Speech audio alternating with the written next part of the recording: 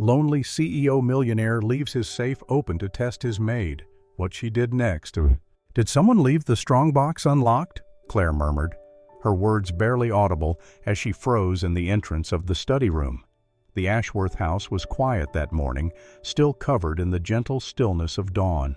Soft sunlight streamed through tall windows, making long shadows on the shiny marble floor. A huge light fixture hung above, sparkling faintly, and the steady sound of a very old clock echoed through the quiet. Everything was still, except for the open safe. The safe sat across the room, its metal door wide open. Inside, piles of $100 bills were neatly stacked next to soft cases holding diamonds, gold bracelets, and sealed official papers. It seemed intentional, displayed like a stage setting for temptation. Hidden just beyond the hallway in the shadowy archway stood Alexander Ashworth. Stood Tom Ashworth. At 33, he was already famous, tough in business, and alone in life. His name meant control, riches, power, and order. He trusted only these things. Love had failed him, friends had used him, and those who promised loyalty had stolen from him behind his back. The only thing Alexander truly relied on now was watching carefully, and what he saw this morning would tell him everything. She arrived exactly on time. Claire Williams, 27, walked into the study precisely at 8:42 a.m. She was slim, her blonde hair tied in a low bun, wearing a plain gray uniform with white edges. She walked with careful neatness, always respectful, always quiet. She had been working for him just over 2 months. During that time, she had never asked for anything, never overstepped her bounds, and never once looked him in the eye longer than was proper.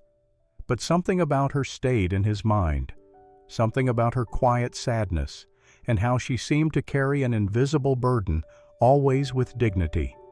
He had to know, was it real?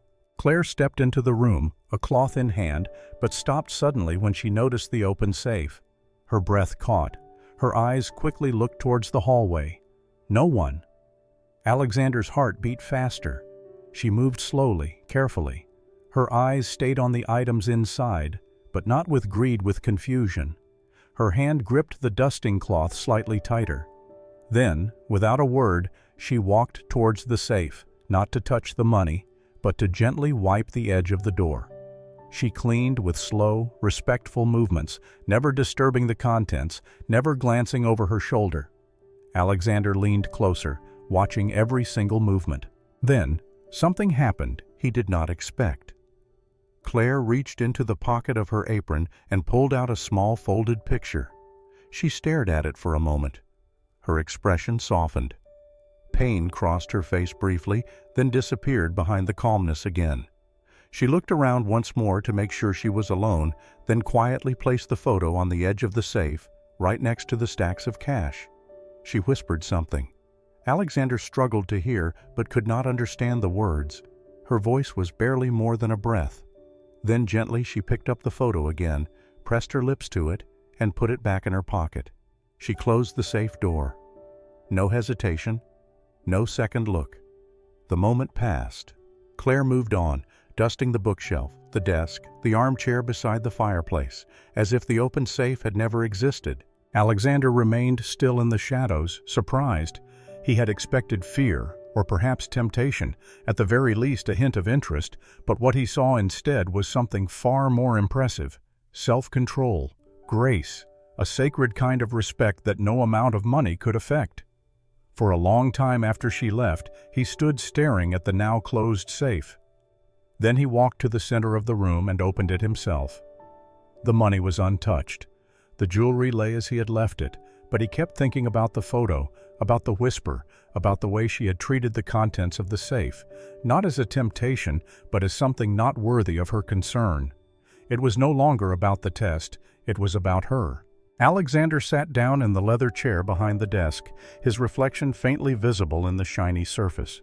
He loosened his tie and stared at his hands. For years, they had built big companies, signed agreements, and ended partnerships. But this morning, he had seen something that affected him more deeply than any business betrayal ever had. He had seen someone choose honor over despair, and it changed everything. Alexander sat alone in his private study, the light from his computer screen casting pale shadows across his sharp features. The house was quiet again, the kind of silence he had grown used to, one that echoed more than it comforted. But tonight, the stillness was different. It vibrated with curiosity, with a strange ache he could not get rid of. He clicked the mouse and pulled up the security video from that morning. No one else had access to these files. No one else even knew the hidden camera existed inside the carved decoration above the study's bookshelf. It had been installed years ago, another layer of control, of certainty, of proof against betrayal. The video began to play. Claire entered the frame, as precise as ever, her posture straight, her movements efficient. And then she saw the safe. He leaned forward. She paused, looked around, her expression unreadable, but her eyes, those soft, sad eyes, told a deeper story. Alexander had watched it live, but now slowed down. He noticed more. He paused the video at the moment she placed the photo beside the stacks of money. He zoomed in. The image was a little blurry, pixelated, but clear enough to see three figures. Claire, younger, but still clearly her, kneeling beside two girls, twins, maybe 6 or 7, who were smiling with wide, carefree grins. Behind them, propped up by pillows, was an older woman with a scarf covering her head. The woman's smile was tired, fragile. Alexander stared. He reached for his phone and called his most careful investigator.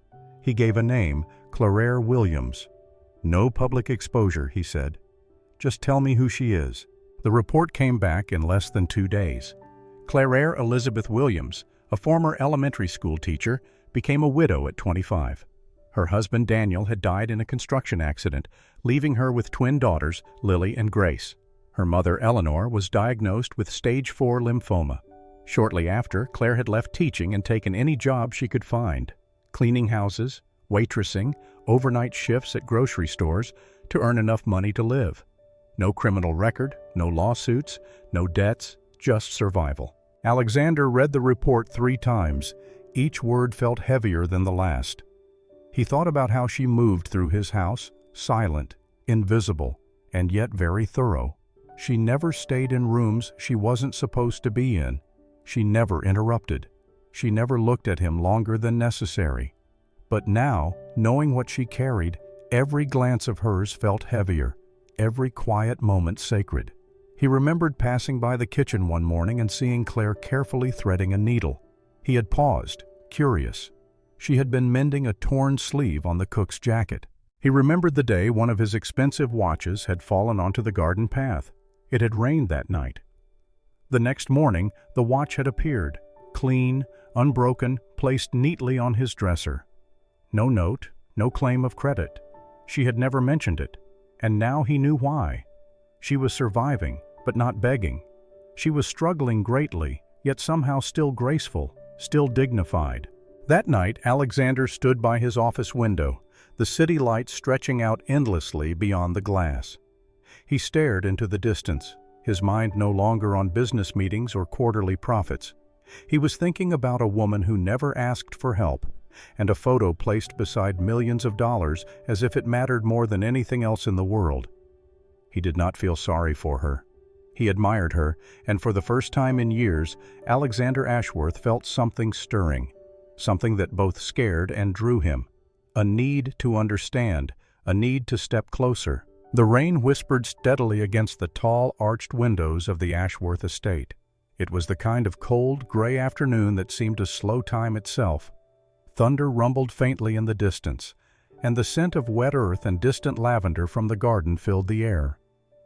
Alexander sat alone in the grand library, the fire crackling low in the fireplace. He had made his decision that morning, but found himself hesitating now, swirling the untouched scotch in his glass, his jaw clenched tightly. Then came the soft knock. He did not answer immediately. When he did, his voice was low. "Come in." Claire stepped inside, her hair slightly damp from the rain, her uniform neat as always. She looked at him with quiet expectation. Not fear, not respect for authority, just readiness. "I asked you here," Alexander began, standing slowly. Because there's something I need to say." Claire said nothing. He walked to the window, watching the rain slide down the glass like slow-moving tears. That morning in the study, the safe. It was not an accident. Claire's expression did not change, but her hands folded tighter in front of her. "I left it open on purpose to see what you would do." The room filled with the sound of the rain and the ticking of the old clock on the mantelpiece. Claire looked down, eyes fixed on the rug. "I needed to know if I could trust you," he said. "I've been betrayed before, repeatedly by people who smiled at me every day." Claire remained silent, and when she finally spoke, her voice was steady. "I didn't know being decent was something I had to pass a test for."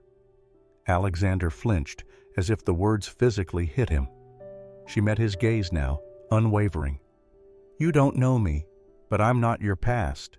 He took a deep breath and slowly sat down, setting the glass on the table beside him.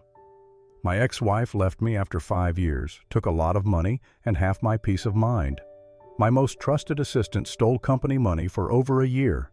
I did not see it coming. I trusted them both." His voice cracked just a little. "After that, I stopped believing trust was anything but a weakness." Claire's features softened, not with pity, but understanding. "I didn't mean to punish you for what others did. I just didn't know how else to protect myself," he said quietly. There was a silence. Neither of them rushed to fill it. Outside, the wind picked up, rustling the trees like a whispered secret. Then Claire stepped forward, not too close, but close enough. "I never asked for your trust," she said. "I just did my job, and I'd do it the same way whether someone was watching or not." Alexander looked at her, truly looked. Her face was pale but calm, her blonde hair clinging slightly to her cheek from the rain. Her eyes held stories: pain, resilience, and something else. "Grace." He gave a faint nod. "That's what scared me. I think that kind of integrity, it's rare, almost unsettling." Claire tilted her head slightly, not quite smiling. "Maybe instead of testing people, you should try believing in them." She turned to leave, but paused at the door. "And maybe, Mr. Ashworth, stop being so afraid of being human." That night, when Alexander returned home from a brief meeting, his coat dripping rain onto the marble floor, he found something that made him pause. On the kitchen island was a folded towel. Next to it, a steaming mug of ginger tea. A small sticky note written in a neat, simple hand read, "Drink while warm. Dry off before you catch a chill." Alexander stared at it for a long time. No one had done something like that for him in years. Not his ex-wife, not his staff, no one. He picked up the mug, slowly, brought it to his lips, and for the first time in years, the warmth didn't just touch his throat. It reached his heart. The envelope arrived on a Thursday morning, slipped under Claire's front door like a silent whisper. It was cream-colored, thick, and had no return address, only her name, written in a handwriting she instantly recognized. Bold, careful, Alexander Ashworth. She stared at it for a moment, hesitant. Her heart pounded in her chest. She had just finished feeding the twins breakfast and was preparing her mother's medication.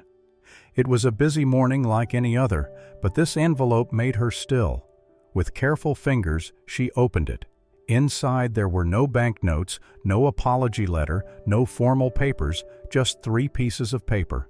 The first was a letter from St. Gregory's Academy, a highly respected private school in the city. It confirmed 2 full academic scholarships for Ava and Sophie Williams. Tuition, uniforms, meals, and extra activities fully covered for the next 10 years. The second was a medical transfer agreement. Her mother, Eleanor, would be moved from the poorly funded public facility to a top-tier private cancer treatment center. The paperwork was complete, signed, and awaiting only Claire's final approval. The third was a note, no longer than 1 sentence. "This is not charity. This is a debt I owe to someone good." Claire read it again and again. Her fingers trembled as she set the documents down. Her knees gave way, and she slowly sank into the nearest chair. The tears came before she could stop them. Not because of the scholarships or the medical upgrade, but because someone, for the first time in a very long time, saw her struggle and responded, not with pity, not with conditions, but with respect. He had watched her, judged her, yes, but he had also seen her. Not once in all these years had anyone stepped in without her asking, without making her feel small. Now here it was, a silent gesture that said, "I see you." Her mother called softly from the next room. Claire wiped her face, stood, and moved to help, strong as always. But the tears never stopped. Only now they were not made of despair, they were made of relief. Later that day she called the number at the bottom of the transfer document. The woman on the line was kind, warm. "Yes, Miss Williams," she said. "Mr. Ashworth told us to be ready. Your mother can be moved as early as tomorrow." Claire hung up and sat in silence. For a long time she just held the envelope in her lap. She thought of the library. The way he had looked at her, not like a servant, but like a person. The way his voice had trembled when he spoke of betrayal and loneliness. The tea left on the counter, the trust, tentative but real, beginning to grow. That night, Claire stood by her daughter's beds as they slept, brushing a stray hair from Ava's forehead. The scholarship paper was still on the kitchen table, the seal of St. Gregory's catching the light from the window. She had imagined this moment so many times, help arriving, a miracle, but never like this. Not quiet, not unspoken, not wrapped in such grace. And still, a voice inside her whispered doubt. Why? Why would a man like Alexander Ashworth go to such lengths? But then she remembered his eyes when he spoke of his past, the walls he had built, the silence he had lived in, and how little by little he had let her in.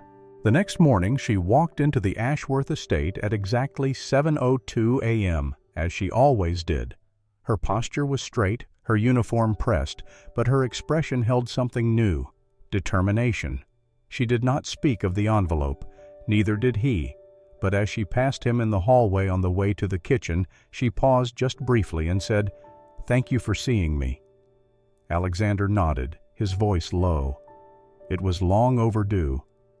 And in that moment, something shifted. Not loudly, not dramatically, but certainly. They were no longer employer and employee. They were two people who had survived loss, who knew the weight of silence, and who somehow had begun to understand one another. Without show, without pretense, just two souls meeting halfway. The office on the 5th floor of Ashworth Enterprises was unlike the others. No marble, no high-tech equipment, no rows of assistants in fancy suits. Instead, it was filled with drawings by children, stacks of files labeled with names and dates, and shelves of books on childhood trauma, education, and nonprofit work. This was the new department Alexander had been quietly forming for months. The Ashworth Foundation, a project very important to him, but always put aside, unfinished, until Claire. He invited her in one late afternoon just as the rain began to pat softly against the windows. She stood in the doorway, hesitant, wiping her hands on the apron she still wore. "This is yours if you want it," Alexander said, pointing toward the desk. "I want to expand our reach, support single mothers, help their children stay in school, provide housing, counseling. But I need someone who understands what that truly means, someone who's experienced it." Claire's eyes widened. "Me?" He nodded. "You're not just good. You're capable. You've seen both sides of the struggle, and somehow you still stand tall." She walked in slowly, fingers brushing the edge of the desk. "You trust me with all this?" Alexander looked at her, his gaze steady. "I already have." So they began working side by side. At first it was a bit awkward, formal emails, short meetings, quiet lunches, but as the weeks passed, the rhythm felt natural. They shared ideas over coffee, reviewed proposals late into the evening, and in those long hours, their conversations became personal. Claire spoke of her daughters, how Ava loved painting, and Sophie wanted to be a nurse. She mentioned their bedtime stories, their dreams, their questions about the world. Alexander listened. He shared parts of his past, too, about how success had once felt like a shield protecting him from the emptiness left by betrayal. how he had learned that being alone did not mean safety. One afternoon, as they reviewed the plans for a new mentorship program, Claire looked up from the spreadsheet and said softly, "Every morning, I tell my girls the same thing. We do what's right, not for rewards, not for praise, but because it is who we are." Alexander said nothing at first. Then he reached out and placed a hand gently on her shoulder. His touch was brief, respectful, but his eyes held something deeper. Admiration, respect, and something just beginning to grow beyond either. Weeks later, he drove her and the girls to visit her mother at the new treatment center. It was a small gesture, but it meant everything. The twins giggled in the back seat, holding cupcakes they had made for Grandma Eleanor. At the hospital, Claire went ahead to prepare the feeding tube, standing by the sink, mixing formula with practiced care. Her mother, pale but clear-minded, sat up slowly when she saw Alexander. "You're the one who helped her," she said, her voice rough. Alexander stepped forward, surprised. "I just opened a door." She walked through it. Eleanor reached for his hand. Her grip was weak but firm. "She's always been strong, too strong. Sometimes strong people forget they're allowed to be happy too." Alexander swallowed hard. He looked toward the kitchen where Claire stood with her back turned, shoulders shaking slightly. Eleanor continued, voice trembling. "Before I go, I just want to know she won't carry it all alone anymore. She deserves to rest, to smile." Alexander bent down, clasped the older woman's hand with both of his, and whispered, "She will. She will be surrounded by people who love her truly, and you will see it." Back in the kitchen, Claire wiped her cheeks, quickly regaining her composure before turning around. They stayed at the hospital for hours.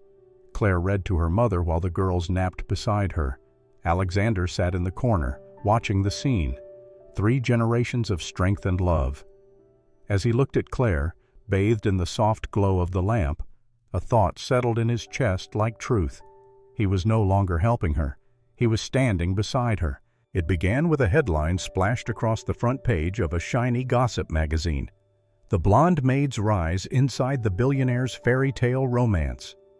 A photo of Claire, hair pulled back, standing beside Alexander at a charity event, was printed in sharp, unforgiving color. Below it, the subtitle shouted, "Has the cold-hearted CEO finally softened, or is this just another public stunt?" Claire stared at the article, shocked. Her hands trembled as she turned the page to find more photos, her leaving Alexander's estate, one of her walking beside her daughters, and another unmistakable image of Alexander's hand resting gently on her back. Then came the accusations. Unnamed sources were quoted saying things like, "She knew exactly what she was doing. She played the long game." The article suggested she was using her children and her past to gain sympathy, influence, and perhaps even a share in the Ashworth fortune. That morning, Claire's phone buzzed non-stop. Texts, missed calls, gossip spreading faster than she could breathe. At the charity office, co-workers fell into quiet whispers as she entered. The air around her turned cold, heavy with judgment. By afternoon, her mother had seen the article. Her voice, weak over the phone, trembled. "Claire, is any of this true?" Her daughters came home from school confused. "Mommy, why are people saying you're famous?" The emotional strength that Claire had worked so hard to rebuild began to collapse. She stopped answering Alexander's messages, declined his calls. She did not go to work. She withdrew, quiet, heartbroken, not because she was ashamed, but because she had trusted him. And now the world thought her nothing more than a story, a symbol of scandal and manipulation. Alexander was furious, not at her silence, but at himself. He had been reckless, careless about how visible their partnership had become. He had not protected her from the very world he knew too well. And worse, he had made her feel like a small piece in a story he never meant to write. He drove to her apartment the next evening. Rain lashed against the windshield as if the sky mirrored his guilt. When she opened the door only partway, her face was pale and her eyes red. "Claire," he began, "you have to believe me. I didn't leak anything. I didn't cause this." She said nothing. "I never saw you as a plan," he continued. "Everything I did, every offer, every word, it came from me. Not my office, not my public image. You and your family were never part of a strategy." Claire's voice was barely above a whisper. "But I was never supposed to be in your world, was I?" "You're not in my world," he said. "You are my world now." She looked away, blinking fast, as if each word physically hurt. "People look at me like I'm a joke. My daughters, my mom, they're being judged for something I didn't do."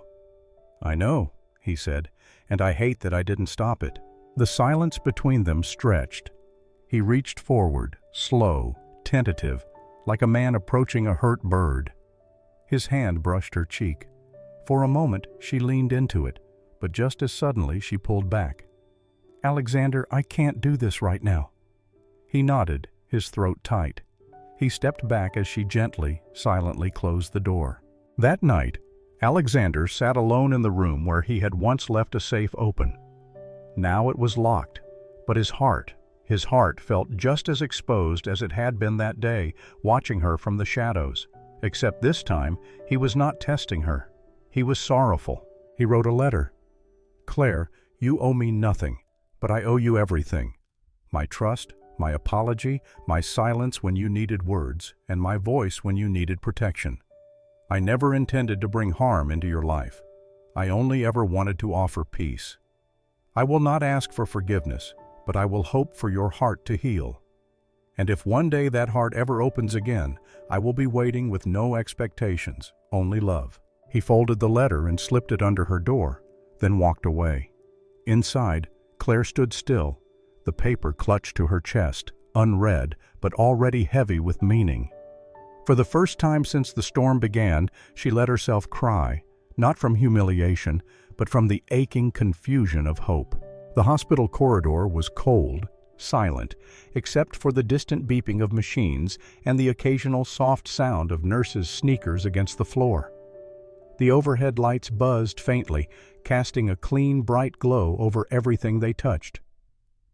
Claire sat slumped on the hard plastic bench outside the children's wing, her hands clenched tightly in her lap, knuckles white, legs trembling beneath her. Her daughter Ava had collapsed at school that morning. High fever, difficulty breathing, confusion in her eyes that quickly turned into unconsciousness. The ambulance came too fast, and not fast enough. The doors had slammed shut, the sirens wailed, and Claire had barely managed to stay calm in the back as she held Ava's hand all the way to the emergency room. She had not called Alexander. She had stared at his name on her phone for 10 long minutes, her thumb hovering over the screen, tears blurring the text. And then, with a breath that tasted of fear and shame, she locked the phone and shoved it deep into her coat pocket. This was her child, her crisis, her responsibility. He had already done too much. He had already been caught in enough of her troubles. Inside room 24, Ava lay quiet, her small body tangled in IV lines and heart monitors.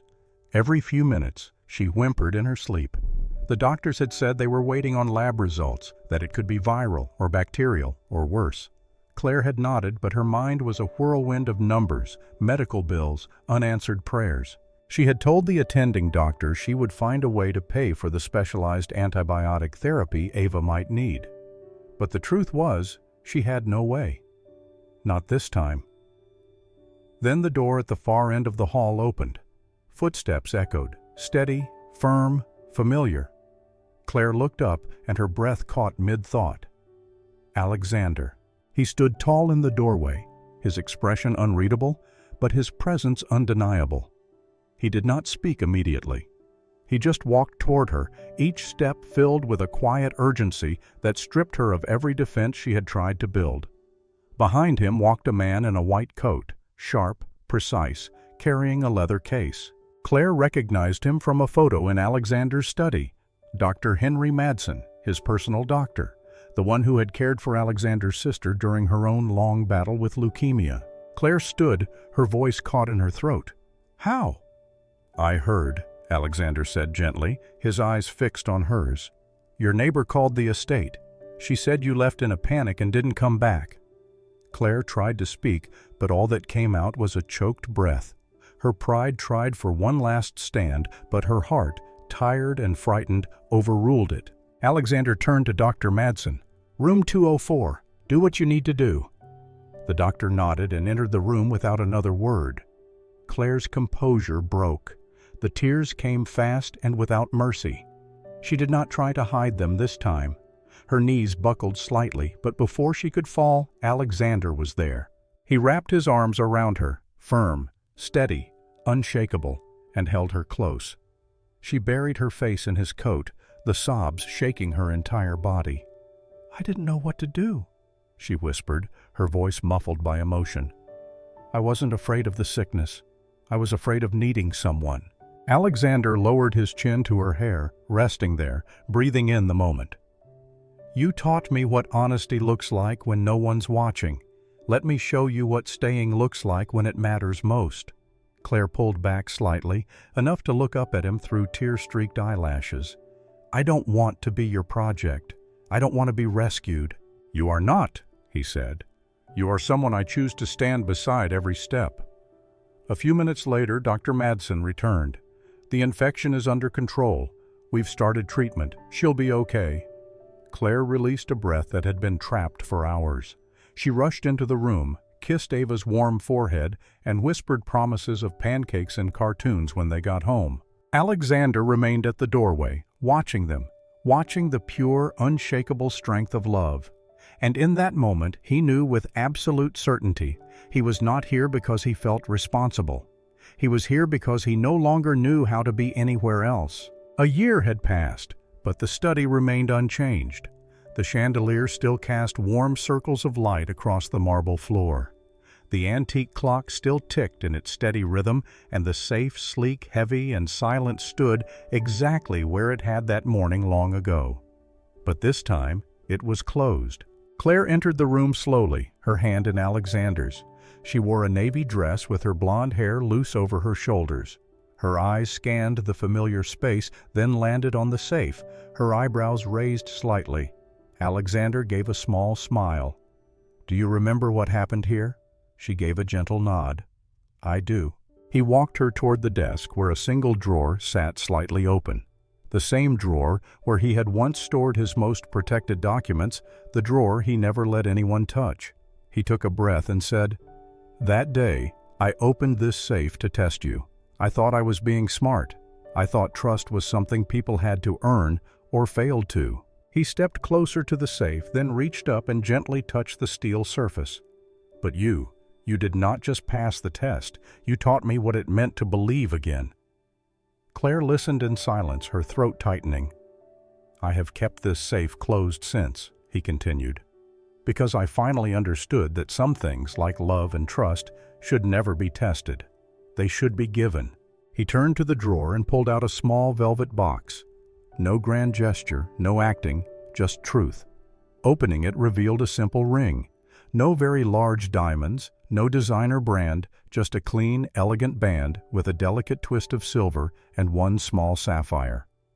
Alexander dropped to one knee, not for show, but out of deep respect.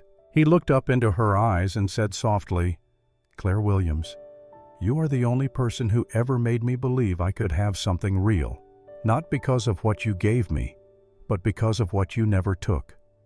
You gave me back my peace." He glanced at the safe once more. "So now I want to close this forever and instead open something far more precious." He held up the ring.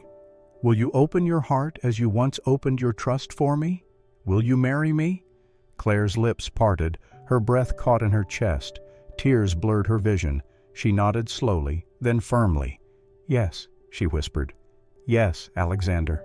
As he slipped the ring onto her finger, two little voices shrieked with joy from behind the doorway. "Mommy, he asked! He asked!" Claire turned just in time to catch both of her daughters rushing into the room, throwing their arms around her and Alexander.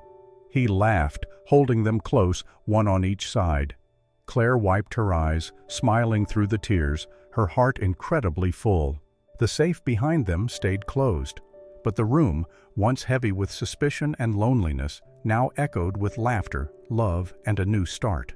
If this story touched your heart, if it reminded you that trust can be rebuilt and love can grow even from the most unexpected places, then we invite you to stay with us on this journey.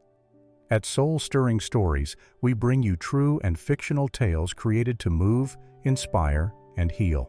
Don't forget to like, share, and most importantly, subscribe to the channel for more emotional stories that remind us of the quiet strength inside every human soul. And if you believe that honesty still matters in this world, leave a comment below with a heart and let us know.